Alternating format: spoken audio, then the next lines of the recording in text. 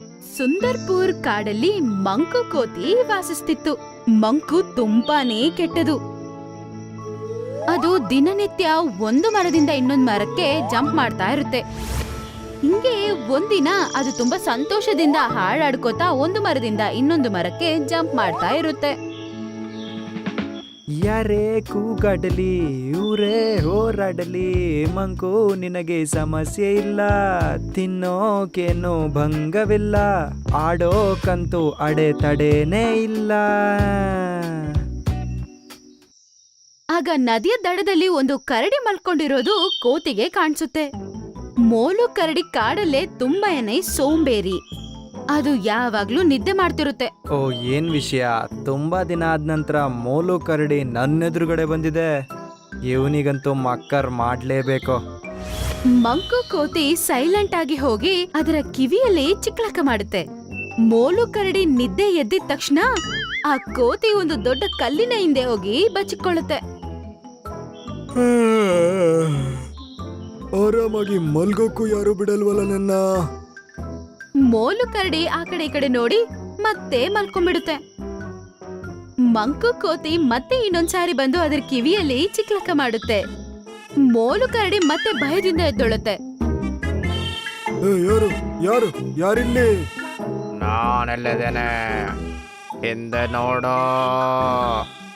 ಮಂಕು ಕೋತಿ ಕಲ್ಲಿನ ಹಿಂದೆ ಇರುವ ಗಿಡಗಳನ್ನು ಅಲ್ಲಾಡಿಸುತ್ತೆ. ಮೋಲು ಕರಡಿ ಹಿಂದ್ಗಡೆ ತಿರುಗಿ ನೋಡುತ್ತೆ.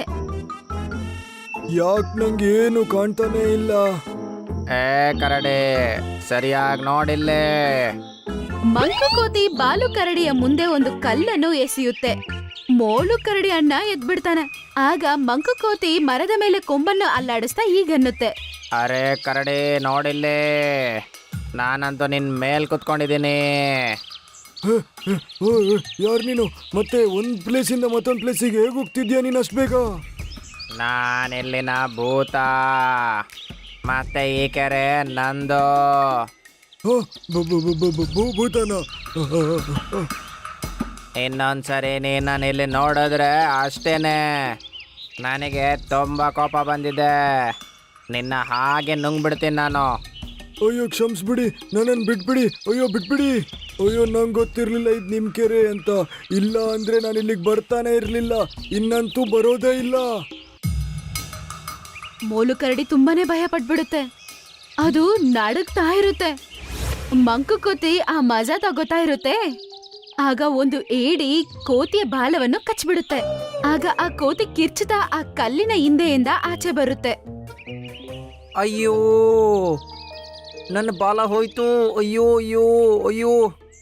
ಆಗ ಮೋಲು ಕರಡಿ ಕೋತಿನ ನೋಡ್ಬಿಡುತ್ತೆ. ಮಂಕು ನೀನಾ? ನಾನಿನ್ನ ಬಿಡಲ್ಲ.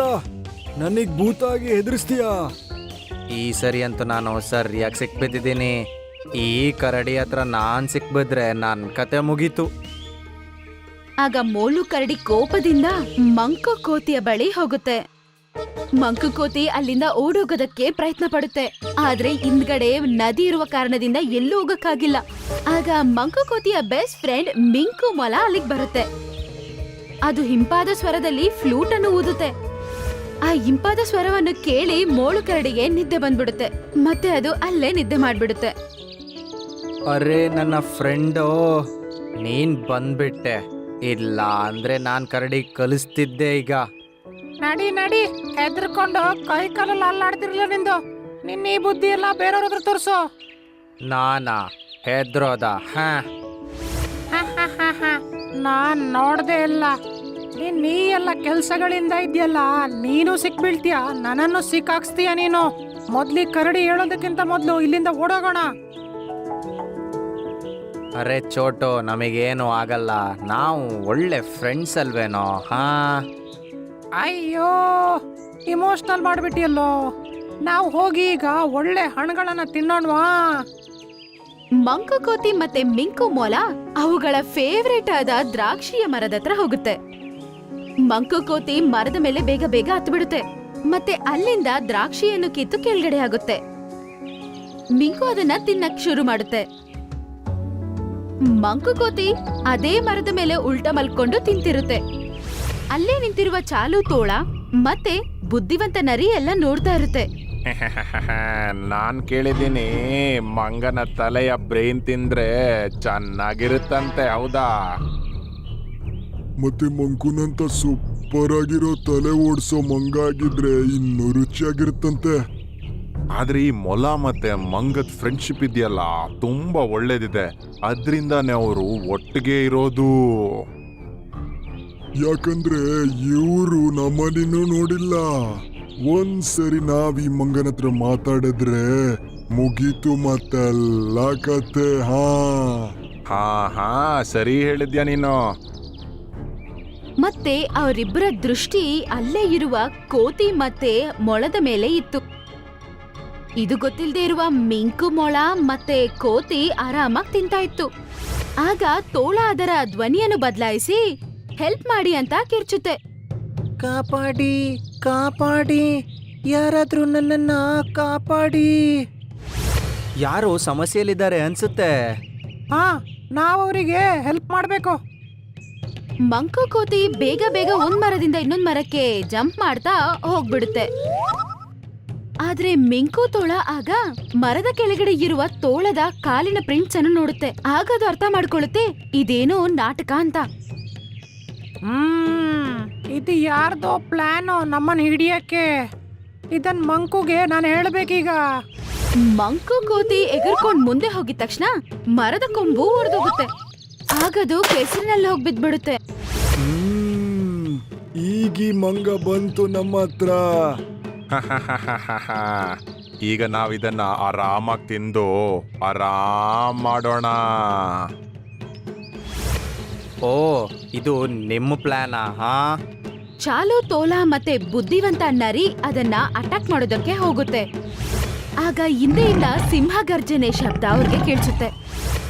ಅರೆಯೋ ಮಂಕು, ಇವರಿಬ್ರು ನಿನ್ನ ಹಿಡಿಯಕ್ ರೆಡಿ ಆಗಿದ್ರು. ಈಗಂತೂ ಸಿಂಹರಾಜ ಬಂದು ನಿನ್ನ ಹಿಡಿಯುತ್ತೆ. ಅರೆ ಓಡು, ಇಲ್ಲ ಅಂದ್ರೆ ಸಿಂಹ ಬಂದು ನಮ್ಮನ್ ಮುಗಿಸುತ್ತೆ. ಹಾ ಬೇಗ ಓಡೋ. ಆಗ ಒಂದು ಮರದ ಹಿಂದೆಯಿಂದ ಮಿಂಕು ಆಚೆ ಬರುತ್ತೆ.